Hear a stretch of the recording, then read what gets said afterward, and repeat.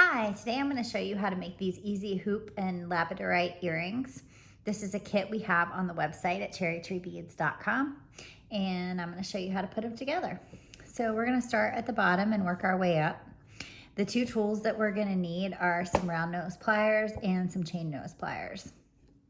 So to attach the Labradorite to the chain, the Labradorite actually has a little slit in the hoop, so you can just take your chain nose pliers and twist that to the side, and you can attach your chain right on there. And then just twist that little hoop back into place. So that's attached. And we had the chain with these going down, but if you prefer them going up for this design, you can definitely switch it up when you put them together. So next we have a couple of different sizes of jump rings. So we've got a 4mm and a 6mm. So the 6mm is the one that we're gonna need to attach the chain to the hoop, and that's gonna be the larger one. So that one we're gonna take and hold with the chain nose, and then we're gonna just twist it open.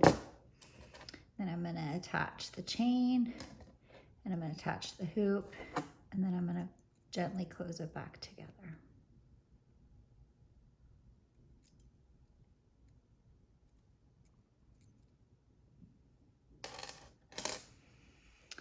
Then for up here, we're gonna use the little jump rings. And to make it hang right, we're gonna need two.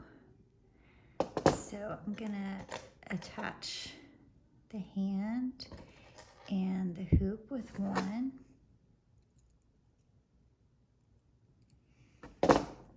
And then the other one,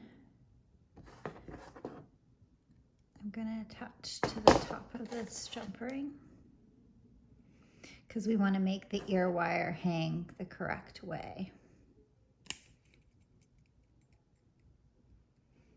Close that jump ring, and then we're going to add the ear wire and gently close that shut. And there you go.